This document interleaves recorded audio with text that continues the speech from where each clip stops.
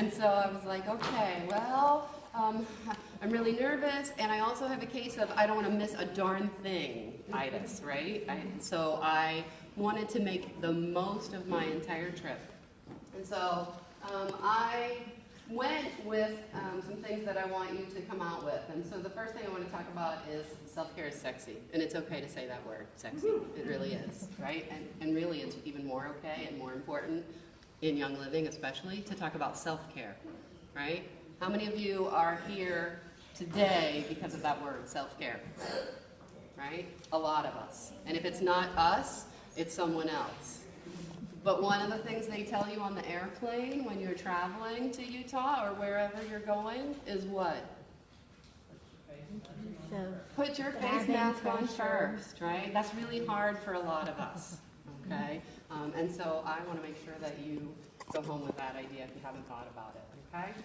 3 things rule has nothing to do with Young Living, has nothing to do with the Silver Retreat. It's a bonus.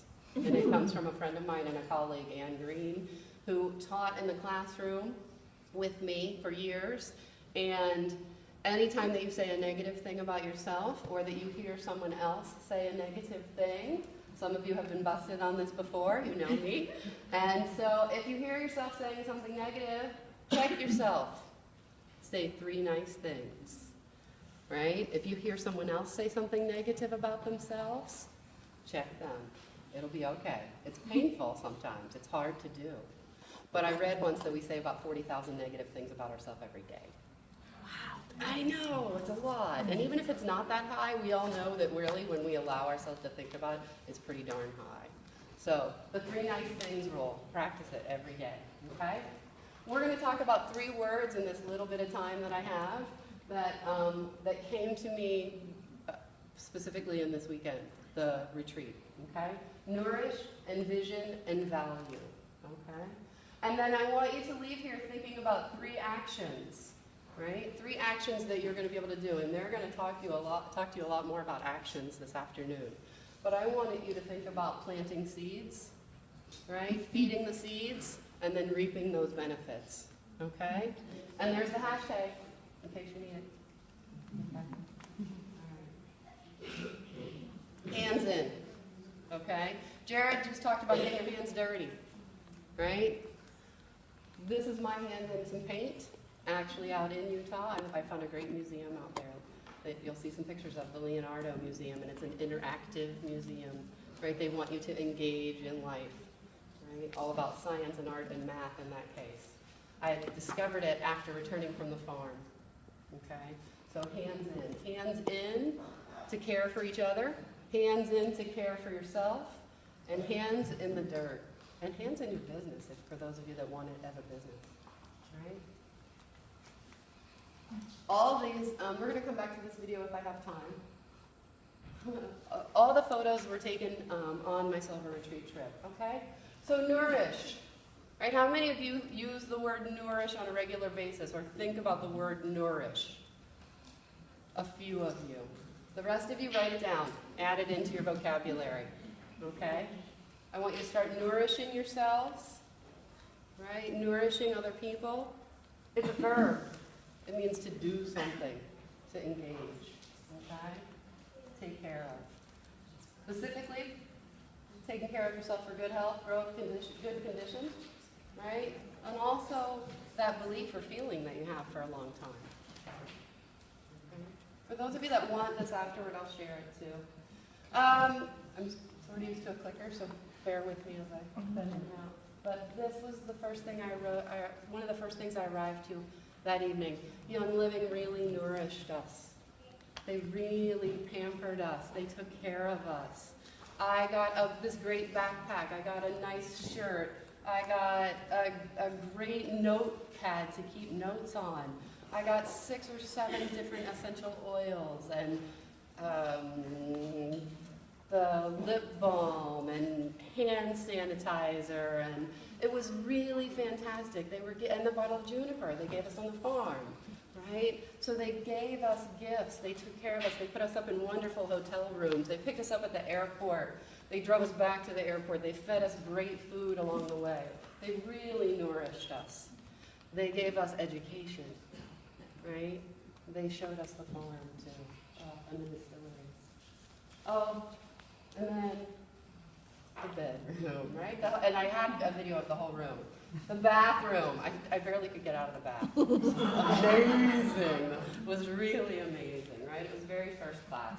This was my view outside my hotel room every morning.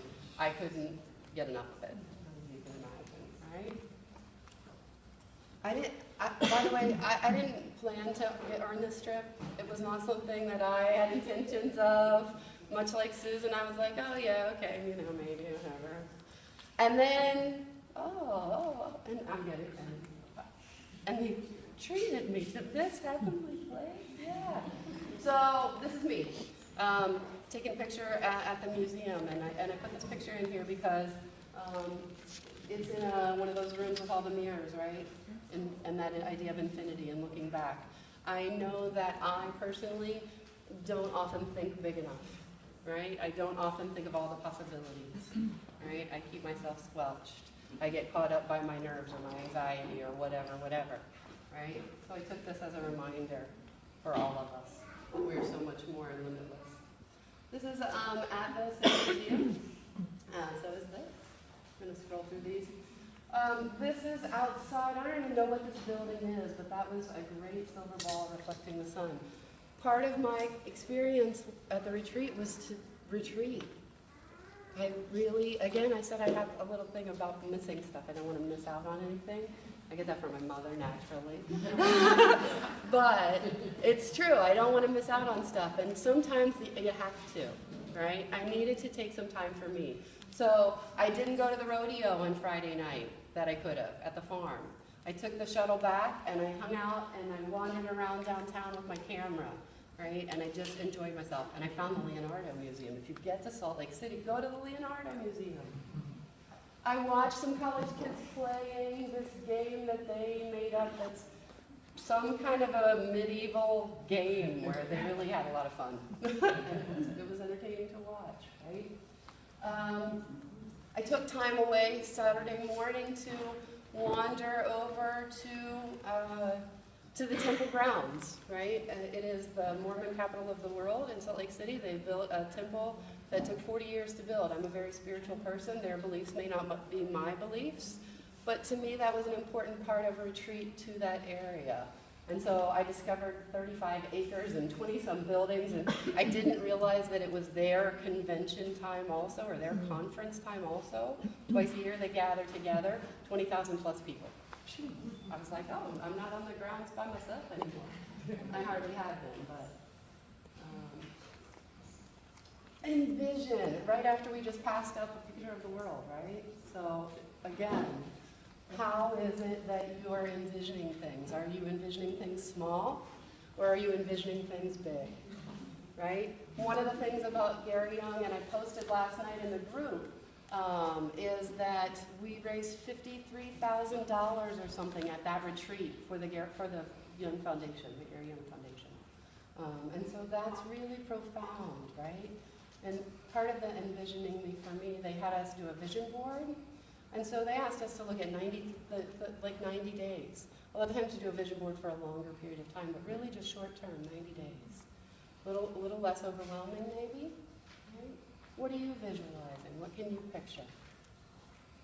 I don't know how I'm doing on time, but I'm trying to make sure I'm good. Okay. So just pictures.